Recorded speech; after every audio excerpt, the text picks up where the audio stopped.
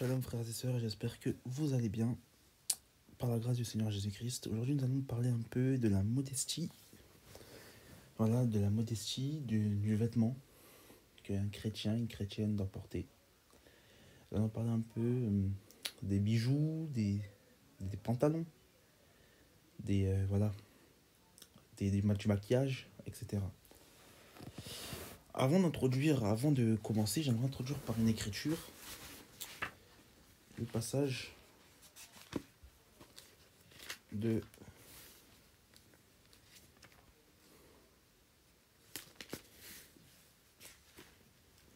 Ephésiens 2, à partir du verset Ephésiens 2 au verset 8. La Bible nous dit: car c'est par la grâce que vous êtes sauvés, par les moyens de la foi. Cela ne vient pas de vous, mais c'est le don de Dieu. Donc, j'introduis par ce passage parce que beaucoup pensent que en s'habillant d'une telle manière, ils iront au ciel. Mais la Bible précise bien que c'est par la grâce que nous sommes sauvés par les moyens de la foi. Et ça ne vient pas de nous, c'est le don de Dieu. Et la Bible dit, verset 9, ça dépend par les œuvres, afin que personne ne se glorifie. Et au verset 10, c'est dit: car nous sommes son ouvrage ayant été créés en Jésus-Christ pour de bonnes œuvres, que Dieu a préparé d'avance afin que nous les pratiquions. Donc il faut qu'on comprenne que ce n'est pas nos œuvres qui nous sauvent, mais c'est bien la foi que nous avons en Jésus-Christ. Donc nous sommes sauvés par la grâce, pas par nos œuvres. C'est la grâce qui nous sauve. Donc nous ne sommes pas justifiés par nos œuvres, cependant, notre foi doit manifester de bonnes œuvres, telles que la sanctification, etc. Parce que nous comprenons que, également, sans la sanctification, la Bible est claire, selon 1 Hébreux 12, verset 14, personne ne verra le Seigneur. Donc, la sanctification, bien sûr, c'est le Seigneur qui nous sanctifie, mais aussi nous avons notre part. Et dans notre part, nous avons aussi l'habillement. Lorsqu'on prend, par exemple, 1 Timothée chapitre 2, la Bible nous dit, au verset 9, « Je veux donc que les femmes, vêtues d'une manière décente, avec pudeur et modestie, ne se parlent ni de tresses, ni d'or, ni de perles, ni d'habits somptueux. » Donc ici, Paul va nous parler de la modestie. La modestie, donc on sait que c'est quoi? C'est la simplicité. Vous pouvez suivre l'enseignement que j'ai fait sur la pudeur et la modestie, où je développe en fait sur ce qu'est la modestie, la simplicité, etc. J'explique un peu les termes en grec que Paul a utilisés pour démontrer en fait que une femme doit être modeste. Ici, le passage est clair. Paul dit que je veux que les femmes vêtues d'une manière décente. Donc, Paul en fait explique que les femmes doivent être vêtues d'une manière décente. C'est-à-dire qu'il faut avoir la décence. Et en fait, on constate que le monde nous explique le monde nous explique en fait que nous voyons que dans le monde, il n'y a plus de décence. Les femmes, aujourd'hui, tant les hommes, s'habillent de manière impudique. C'est-à-dire qu'il n'y a plus en fait de décence. Voilà, les gens s'habillent n'importe comment. Les gens s'habillent d'une manière euh, euh, les gens s'habillent de manière désordonnée. Il n'y a plus de simplicité, il n'y a plus, voilà, de de, d'ordre, mais les gens s'habillent de manière désordonnée. Et c'est pour ça que Paul dira: je veux que les gens s'habillent de manière décente, avec pudeur. Voilà. Aujourd'hui, nous voyons la société dans laquelle nous sommes. Voilà, dans chaque publicité, il y a des connotations sexuelles. On voit en fait des publicités où ils montrent des hommes et des femmes, hommes avec hommes ou femmes avec femmes, s'embrasser, même être sur des lits ensemble, des pubs de préservatifs par exemple. Nos enfants voient de telles choses, on voit que les gens s'habillent de telle manière, on voit dans les clips de musique mondaine, les gens s'habillent d'une manière indécente, on voit que dans les lieux de travail, dans les centres commerciaux, les gens s'habillent de manière impudique, que la pudeur n'est plus là, que les gens se dévêtissent davantage, que les gens aujourd'hui ne s'habillent plus mais se déshabillent. On voit en fait que il n'y a plus ce sens de pudeur, vous voyez. Et surtout dans nos églises, on voit que nos sœurs s'habillent de moins en moins. Nos sœurs n'ont pas de pudeur. Et on voit également, on parle de modestie, donc de simplicité. On voit que les bien-aimés ne sont plus simples. Maintenant, c'est de montrer des marques à tout va. Il y a l'orgueil du monde, hein, l'orgueil de la vie, qui démontre que les femmes ou les hommes s'habillent en fait avec des grosses marques, ils sont ostentatoires, ils ne sont plus simples, il n'y a plus la simplicité d'évangile. Et on voit clairement en fait que la modestie n'est plus. Et il dit, il ne se parle ni de tresses, ni d'or, ni de perles, ni d'habits somptueux. Donc quand Paul parle de ces choses, il explique que c'est pas que les femmes ne peuvent plus faire de tresses, mais il explique qu'en fait, il faut pas que il y a cette manière de se montrer, c'est ça qu'il parle ni de tresses, voilà, il parle de cette manière ni de se montrer, ni d'or, voilà, d'or, c'est de l'ornement, voilà, ce qui attrait en fait à la gloire, ce qui attire la gloire, c'est que Paul parle de la pudeur, de la simplicité. Ici, Paul explique que les femmes doivent être simples. Et c'est pour ça que lorsque vous voyez dans l'image, ces sœurs-là sont simples. Voilà, il n'y a pas d'or, il n'y a pas de perles, etc. Il y a la simplicité. Et c'est à cela que nos sœurs sont appelées. C'est à cela que nos frères sont appelés, à la simplicité, à la modestie, à la pudeur. Voilà, les sœurs ici sont simples, hein. Les sœurs sont pudiques. Voilà, elles ont des robes qui dépassent le genou. Voilà, des robes qui sont conformes à ce que les Écritures nous démontrent. Voilà, et au verset 10, on dira, parce que c'est vrai que je parlais de bonnes œuvres tout à l'heure, mes frères et sœurs, mais il dit qu'elle se part de bonnes œuvres comme il convient à des femmes qui font profession de servir Dieu. Chaque femme qui sert Dieu doit s'habiller d'une manière qui fait profession de servir Dieu, qui rend honneur à Dieu. Je ne peux pas m'habiller avec un pantalon serré alors que je me prétends servir Dieu. Je ne peux pas porter une robe moulante qui est au-dessus du genou alors que je prétends servir Dieu. Ce n'est pas possible. Paul dira que dans Éphésiens 8 que nous avons lu au verset 10, 8 à 10, pardon, que les bonnes œuvres, ce n'est que la conséquence du salut. Après avoir été sauvé, je dois pratiquer des bonnes œuvres que Dieu a préparées d'avance, bien-aimés. Vous voyez? C'est pour ça que en tant que chrétien, je ne peux pas rester dans une manière, en tant que chrétien, en tant que chrétienne, je ne peux pas m'habiller de n'importe quelle manière. Qu'est-ce qu'on dira des différentes religions, telles que les mormons, les témoins de Jéhovah, les musulmans, les juifs, des gens qui ne connaissent pas le Seigneur, qui s'habillent de manière pudique, et nous, qui font profession d'être dans la vérité, et qui servons le Seigneur, et qui disons avoir le Saint-Esprit, nous voyons dans nos églises des sœurs, des frères qui sont impudiques, qui n'ont pas de pudeur, vous voyez, bien aimés, qui n'ont pas de pudeur. Et c'est pour cela que même Pierre parlera aussi de l'habillement.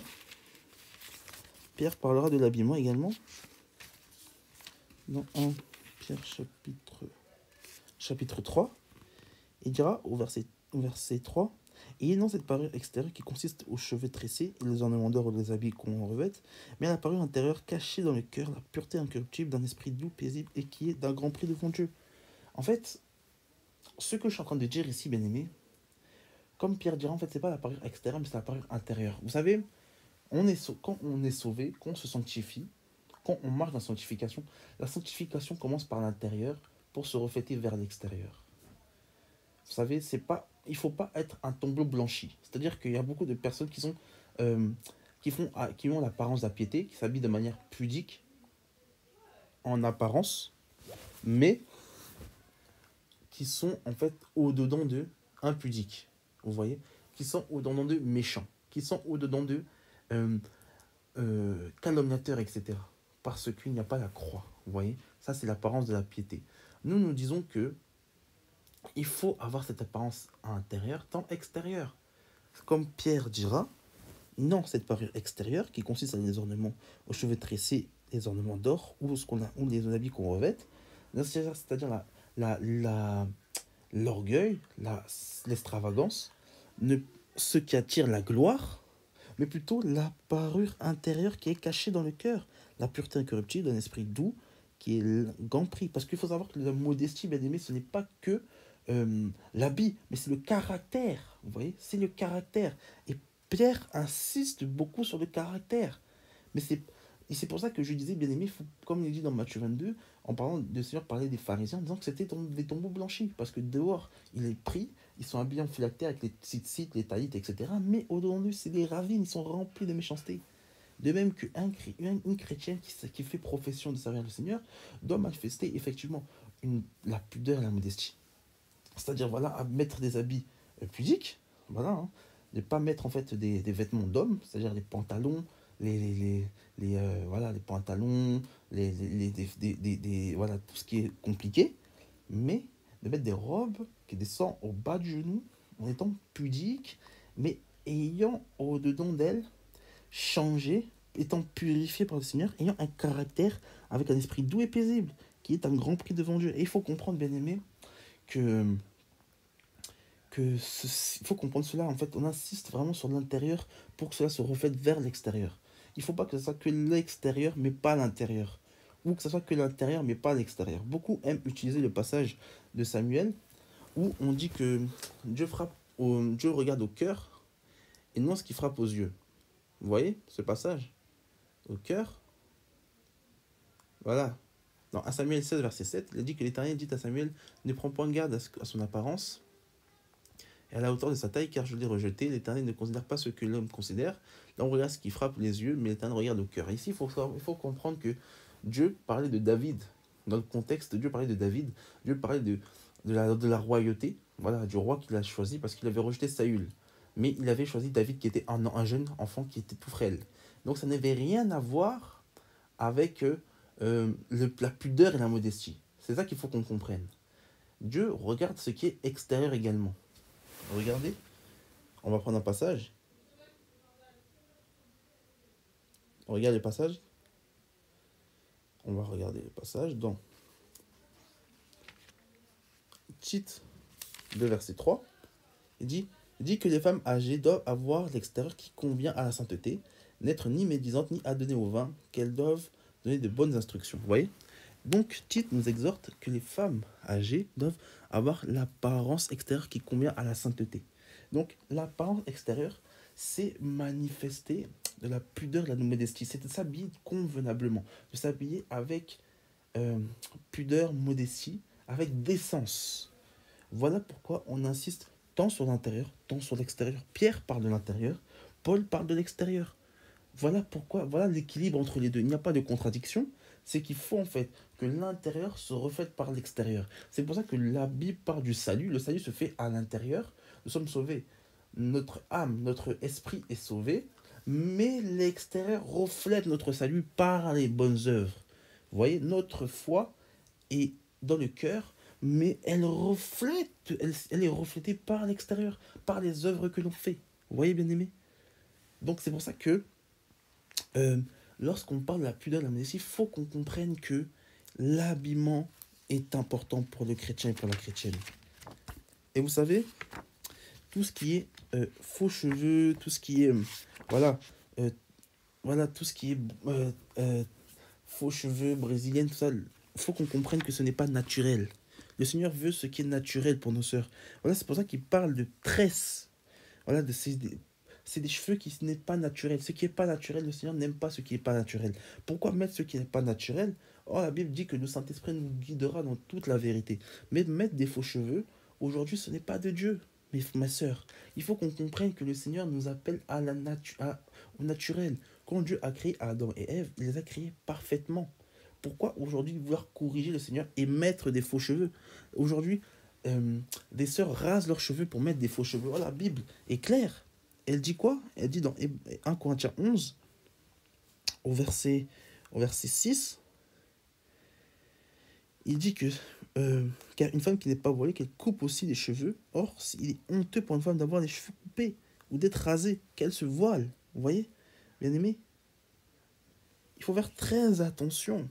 La Bible dit que, par exemple, une sœur qui rase ou qui coupe ses cheveux, c'est un péché. Voilà ce que la Bible dit. Elle dit que, également pour l'homme, l'homme ne doit pas avoir de longs cheveux. La Bible dit bien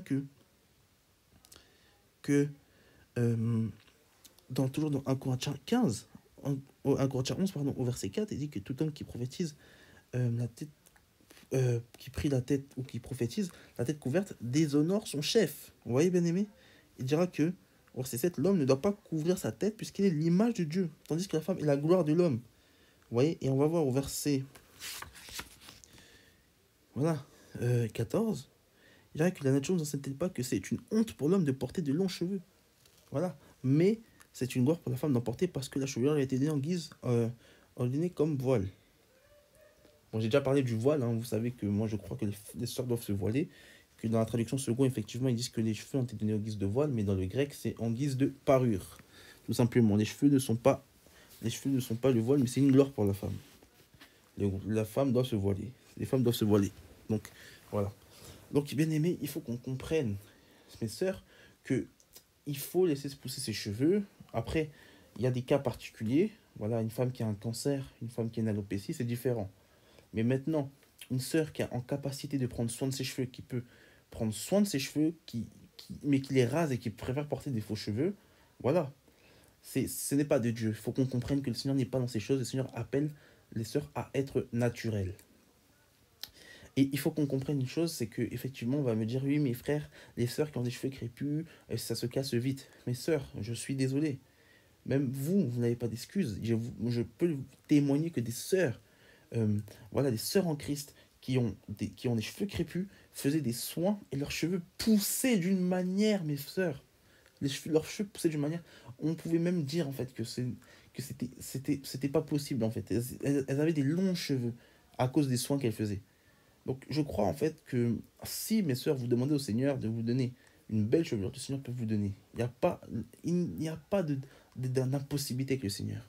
Donc vraiment mes sœurs, je vous exhorte à ne pas couper, à ne pas raser vos cheveux car c'est un péché. La Bible dit bien que c'est une honte pour la femme d'avoir des cheveux rasés. C'est un déshonneur. Voilà. Il faut qu'on comprenne mes sœurs que vous êtes aussi une nation, vous êtes des sacrificateurs, vous êtes une nation vous êtes composé d'une nation de prêtres et de sacrificateurs, mes sœurs et frères, mes sœurs. Donc voilà, il y a une disposition à avoir. Le Seigneur dans l'Exode parlait aux sacrificateurs ayant des tenues. Aujourd'hui, mes sœurs et frères, vous êtes une nation de sacrificateurs.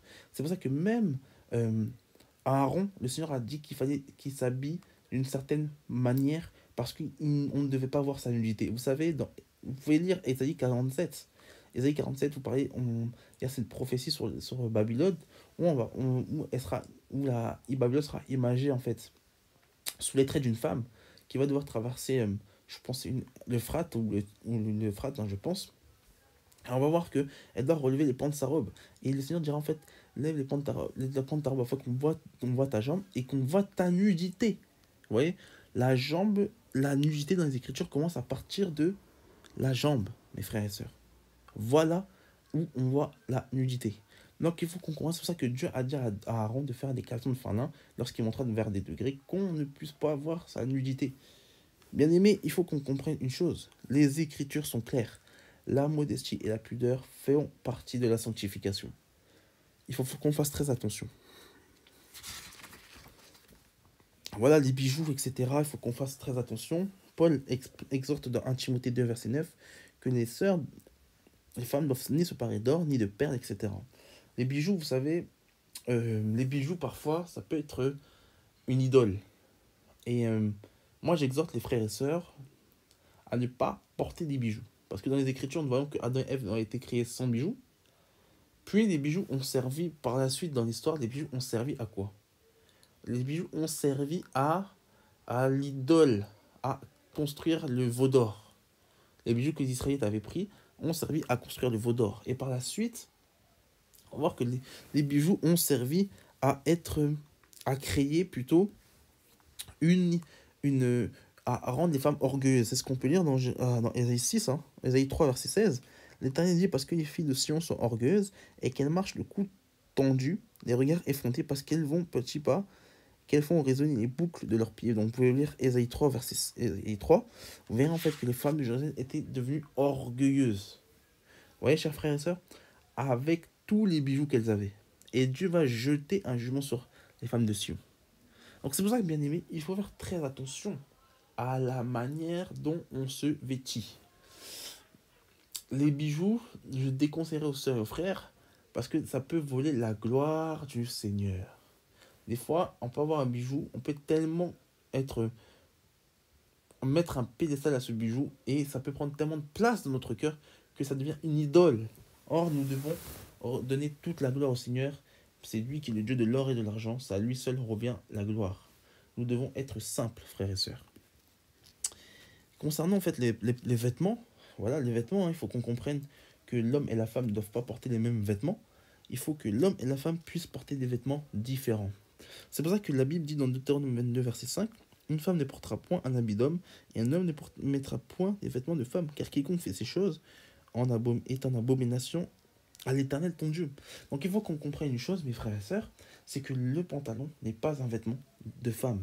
L'histoire le démontre. L'histoire le démontre. Euh, de base, c'était le caleçon. Les Babyloniens, les Chaldéens, etc. mettaient des caleçons. Les Sumériens mettaient des caleçons.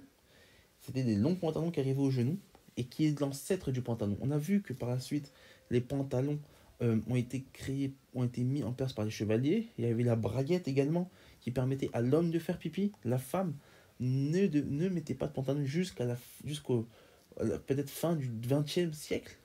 Fin pardon, du XIXe siècle, début XXe. Vous savez qu'à Paris, il y avait une loi qui démontrait qu'il était interdit à la femme de porter des pantalons. Et elle était passible d'une amende parce que c'était du travestissement, mes frères et sœurs. C'était considéré comme du travestissement. Les femmes ont commencé à mettre des pantalons quand il y a eu cette révolution sexuelle, ou du moins le féminisme a commencé à émerger. Donc c'est pour ça que, bien aimés, nous qui ne sommes pas de ce monde, ou comme il dit dans Romains chapitre 12 au verset 2, que nous ne devons pas nous conformer au siècle présent, nous devons comprendre que nous devons nous habiller d'une manière différente. Quelle est la différence entre une femme qui porte un pantalon Jim Slim et un homme qui porte un pantalon Jim Slim? On va me dire, oui, mes frères, il y a des pantalons type femme, des pantalons type homme. C'est faux. Il y a des pantalons pour femmes. Non. Un homme peut porter un pantalon Jim Slim, une femme porte un pantalon Jim Slim. Un homme peut porter un pantalon large, une femme va porter un pantalon large. Quelle est la différence? On va me parler de morphologie, etc. Mais il n'y a pas que la morphologie, mes bien-aimés. C'est le fait de porter des vêtements d'homme. Un homme ne porte pas de robe. On va me parler des kilts écossais, mais c'est une déformation. C'est Babylone. Dans Jérémie 10, le Seigneur dira que vos coutumes sont que vanité. Donc ça n'a rien à voir avec les coutumes. Il faut qu'on comprenne que l'homme et la femme ont des vêtements différents. De même que les hommes, on va dire que les hommes au siècle de notre Seigneur avaient, à l'époque de notre Seigneur, avaient des tuniques. Les femmes aussi avaient des robes. Mais les hommes, dans leurs tuniques, elles étaient plus courtes. Et en plus de ça, les hommes avaient des caleçons. Donc ils avaient quelque chose qui démontrait en fait qu'ils étaient plus bas que les femmes. Vous voyez? Donc il faut qu'on comprenne qu'il ne faut pas qu'on soit borné. Il ne faut pas qu'on écoute la chair avec ses passions et ses désirs, ou qu'on écoute le monde, ou qu'on écoute les théologiens qui enseignent des doctrines qui sont contre la pensée du Seigneur. Loin de là, nous ne sommes point légalistes, mais nous démontrons en fait avec les Écritures que les sœurs doivent s'habiller avec pudeur et modestie. De même que le maquillage, quand on regarde dans les Écritures, qui s'est maquillé? 1 Roi, chapitre 9, verset 30. Jéhu entra à Jezreel, et Jézabel l'ayant pris, mit du fard à ses yeux, et se para la tête, et regarda par la fenêtre. Au verset 6, il se retourna, annonça à Jéhu c'est ce qu'avait déclaré l'Éternel par son serviteur, et dit le Tishbite, en disant que des chiens mangeront Jézabel dans le champ de Jezreel. En fait, ici, par rapport à Jézabel, on voit en fait que Jézabel s'était mis du phare à ses yeux. Pourquoi? Parce qu'elle voulait séduire Jéhu. Maintenant, on va me dire, mes frères, en fait, c'est l'intention qui compte. C'est le cœur, c'est l'état de cœur. C'est qu'une sœur peut se maquiller, mais pas dans le but de séduire. Moi, je dis que déjà, le maquillage démontre une réalité qui est différente de celle des Écritures. Quel est le but du maquillage? Le maquillage est fait pour remplacer ton vrai visage. Le maquillage est fait pour ternir l'image d'une personne. Entre guillemets, quand je dis ternir, c'est changer d'image. C'est donner une mauvaise image. C'est ça que je dis ternir. J'utilise ce terme péjoratif pour dire que c'est une mauvaise image. Même qu'une personne peut paraître belle, ça donne une mauvaise image, une mauvaise perception. Parce que une femme qui se maquille peut être différente de son état naturel. Des fois, il y a un très large contraste entre une femme maquillée et une femme naturelle. Alors que c'est la même personne. C'est pour ça que, bien aimé, on exhorte les femmes, les sœurs, à être simples. Vous pouvez mettre un petit peu de poudre, voilà, un truc léger. Mais quand ça commence à être une nouvelle personne, c'est comme si c'était un masque. Là, nous ne sommes pas d'accord. Voilà, quelque chose de léger, quelque chose qui... Voilà, un truc léger, nous ne sommes pas des religieux, nous ne sommes pas légalistes, mais quelque chose qui est léger, quelque chose qui démontre, voilà, qui ressemble à une sœur, qui paraît naturelle, qui paraît pas extravagant, qui ne paraît pas, en fait, ou qui paraît pas... qui donne pas une apparence très très exagéré, voilà. Quelque chose d'outrance, hein, avec outrance, hein. Voilà, il y a un maquillage avec outrance, voilà.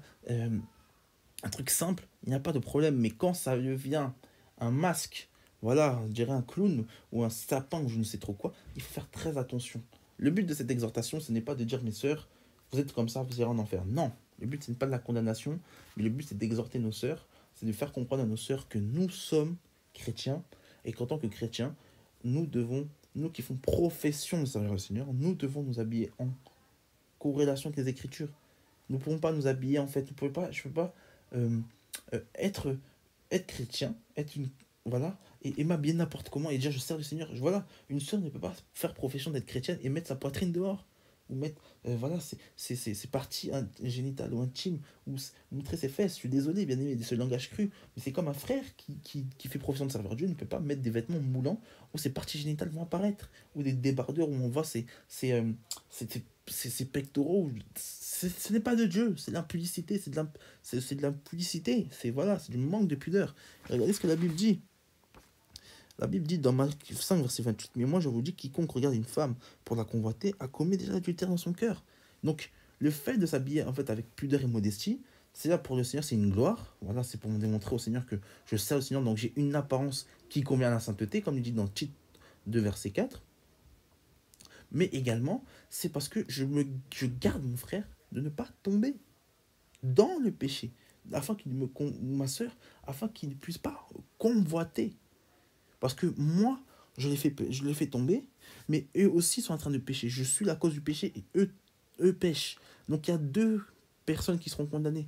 Moi qui suis fautif et lui qui a convoité, ou elle qui a convoité. Donc il faut qu'on comprenne une chose, bien aimée, c'est que la pudeur, c'est pour garder mon frère, mais c'est pour me garder aussi. C'est pour garder ma soeur, c'est pour me garder aussi. C'est par amour également qu'on s'habille avec pudeur et modestie. Donc j'espère que bien aimés, vous avez été édifiés par cette courte vidéo. Mais j'exhorte vraiment mes frères et sœurs à s'habiller euh, en corrélation avec la parole. Laisser le Saint-Esprit vraiment euh, euh, diriger nos sœurs, diriger nos pas. Et que le Saint-Esprit puisse vraiment apprendre à nos frères et sœurs à s'habiller conformément à la parole. Shalom.